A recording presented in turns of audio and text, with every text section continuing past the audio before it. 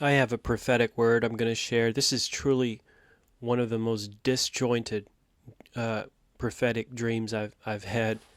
I really don't know where I'm going with this, so I'll just tell the dream and I'll give the gist of my interpretation of it.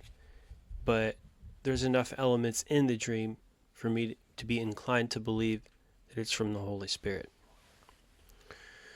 I dreamed that uh, I was in what appeared to be some sort of a national park, and I was I was in sort of like an army jeep or an SUV of some type, where I was driving it up rocky terrain.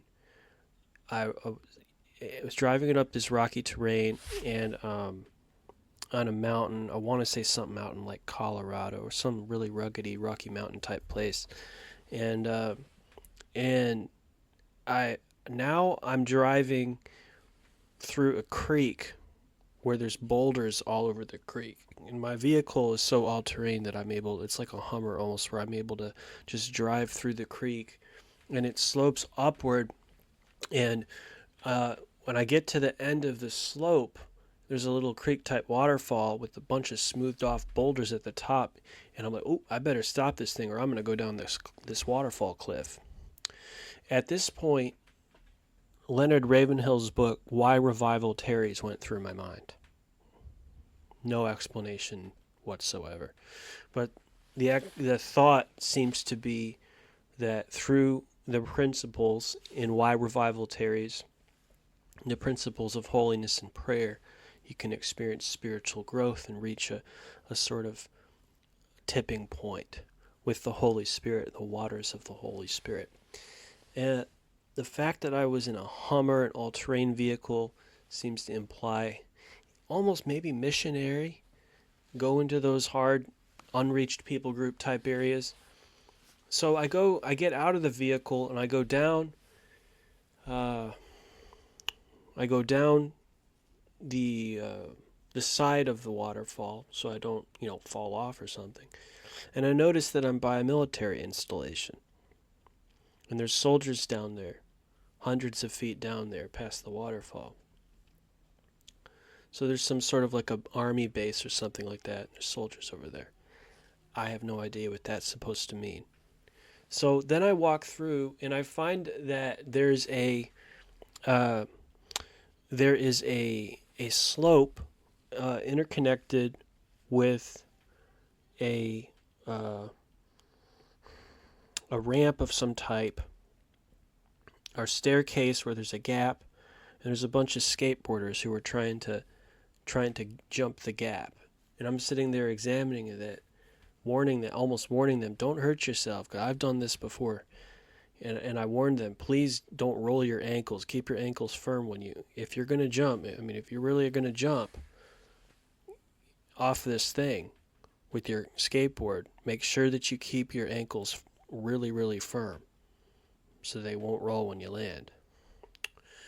But the skaters were more so surfers. Now things started to shift, and I realized that they were more so from the surf culture out in California.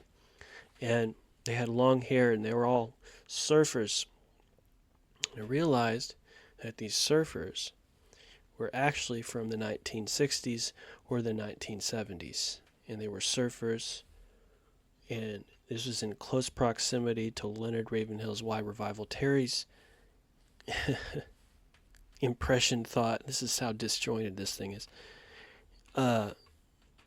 Where the waterfall connected to where the surfers / skateboarders were jumping off. Were jumping off the thing.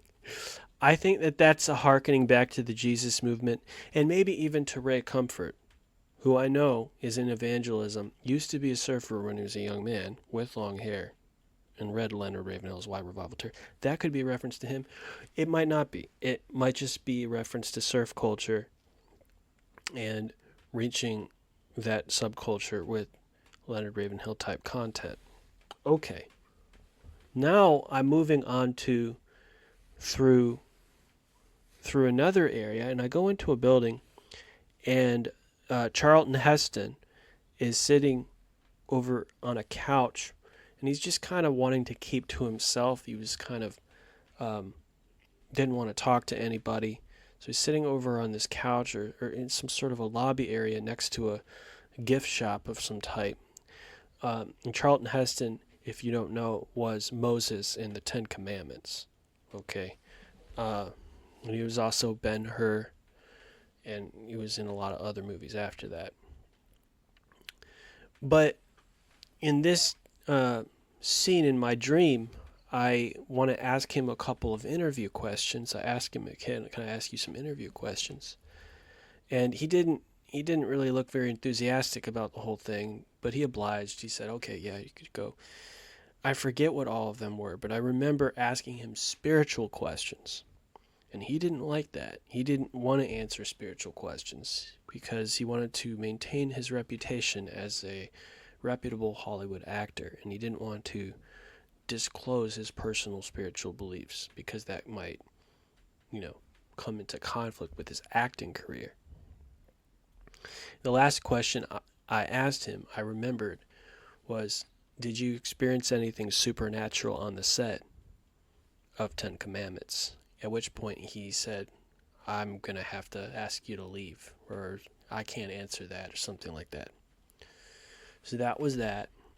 He was not really happy to see me. He kind of wanted to not be bothered. He didn't want his acting career to be jeopardized by talking about his personal spirituality. And then I went to Robert Stack, the guy who used to do Unsolved Mysteries, and I told him all about it.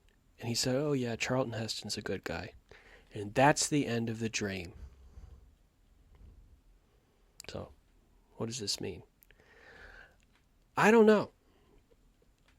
I'm inclined to believe that maybe, just maybe, somebody out in the Los Angeles, California area is meant to hear this word. And this is for you. Somebody in Hollywood, this is meant for you. The most spiritual aspect of this dream is Leonard Ravenhill's book, Why Revival Tarries. There we go. God bless out there. This is John with WesleyGospel.com.